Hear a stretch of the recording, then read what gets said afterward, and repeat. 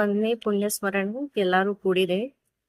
ಈ ಸಮಯದಲ್ಲಿ ಅವ್ರು ಕೊಟ್ಟಿದ್ದ ಡ್ಯೂಟಿ, ಡಿವೋಷನ್, ಡಿಸಿಪ್ಲಿನ್, ಆಮೇಲೆ ದೇವ, ದೇಹ, ದೇಶ ಇದ ಪ್ರಿನ್ಸಿಪಲ್ ಎಲ್ಲ ಪಾಲನೆ ಮಾಡೋನು.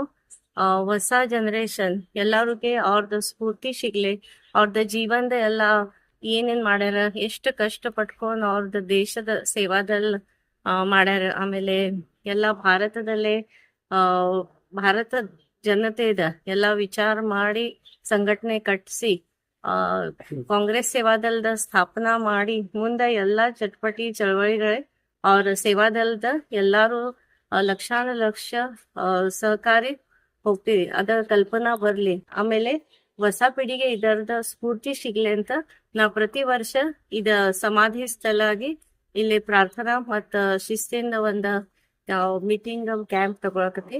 ನಮ್ಮ ನರ್ಸಿಸ್ ಹುಡುಗರಾಗ್ಲಿ, ಆಮೇಲೆ doctor NS Hardikar Sevadal youth training academy ಎಲ್ಲಾರು ಕೂಡ ಇಲ್ಲಿ ಸೇವಾದಲ್ದ ಕ್ಯಾಂಪ್ ತಗೊಂಡ್ ಯುವಕರಿಗೆ ಇದರದ ಶಿಸ್ತ ಆಗ್ಲಿ, ದೇಶ ಸೇವಾ ಆಗ್ಲಿ ಅಂತ ನಾವು ಪ್ರಯತ್ನ ಮಾಡ್ಕೋತಿದ್ದೀವಿ. ತಮ್ಮ ಎಲ್ಲಾರದ ಸಹಕಾರ ಇರ್ಲಿ, ತಾವು ಎಲ್ಲಾರು ಇದರದ ಉಪಲಬ್ಧಿ ತಗೊಳ್ರಿ ಅಂತ ಹೇಳಿ ಈ ವಿಷಯದ ಬಗ್ಗೆ ಮಾತಾಡ್ತೀನಿ. ಜೈ ಹಿಂದ್, ಜೈ ಕರ್ನಾಟಕ, ಜೈ ಸೇವಾ.